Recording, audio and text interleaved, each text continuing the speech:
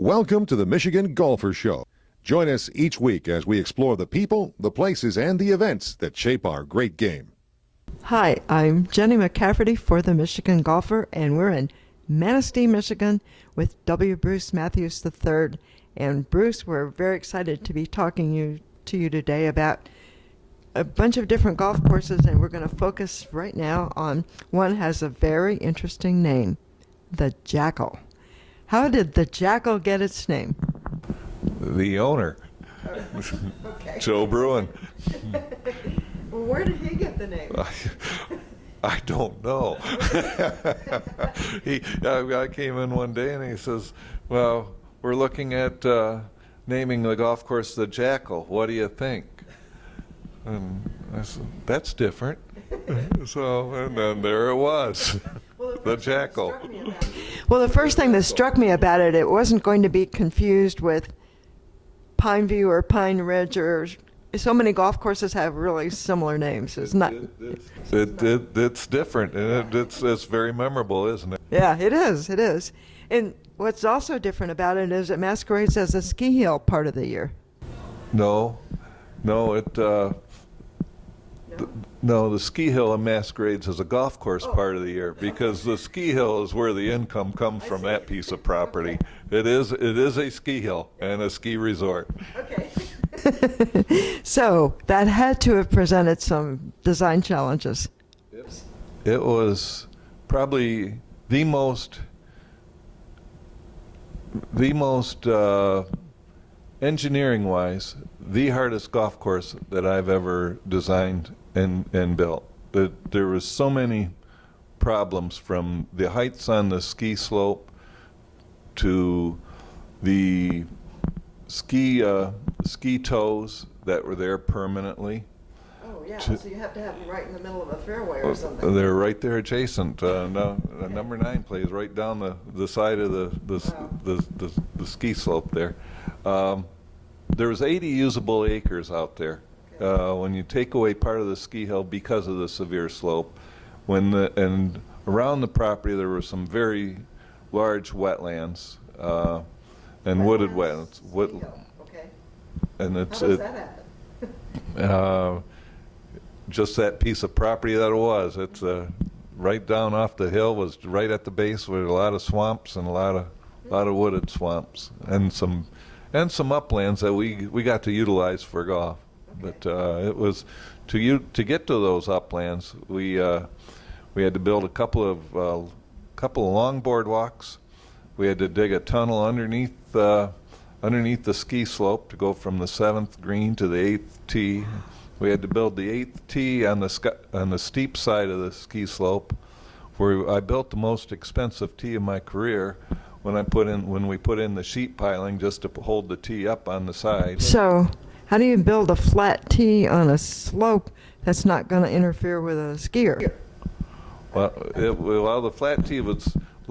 Fortunately, this was not on the ski slope itself, but it was. So you're on even steeper land.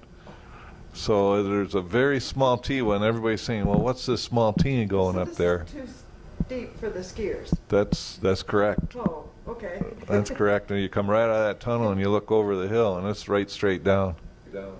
So you got some good views from there, I imagine.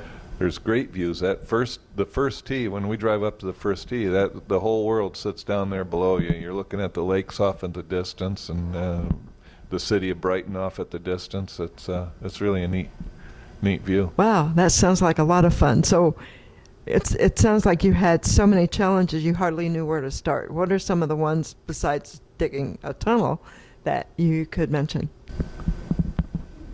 Well, it was interesting because they had a couple of ponds there, and that they needed those ponds, and we couldn't move anything. A lot of their snowmaking machines utilized pipes to those ponds. We couldn't move those pipes. It was just, there was so many obstacles in such a limited area that just putting golf on a piece of paper on the routing was was quite a challenge, even before we started building it. Sure. And then that hillside was all gravel, so once you're working in a gravel hill, keeping that soil up on the hill while grass is germinating was another challenge. So it was a neat project of everything that could make it hard. It was there. So I'm wondering, as you're describing this, you teach golf course architecture at Michigan State University and somewhere in Beijing, right? I taught Michigan State. I taught golf course design and construction there till I moved away here. Okay. They had similar class at Beijing Forestry University in Beijing, China. I taught there 4 different years, and good experience. Kids keep you young. They ask a lot of questions, and you can't fool them. So I'm wondering if a course like the Jackal brings in so many issues, you can make it part of a class. I used a lot of my courses in the class, and this is the problem I had. How are you guys going to fix it?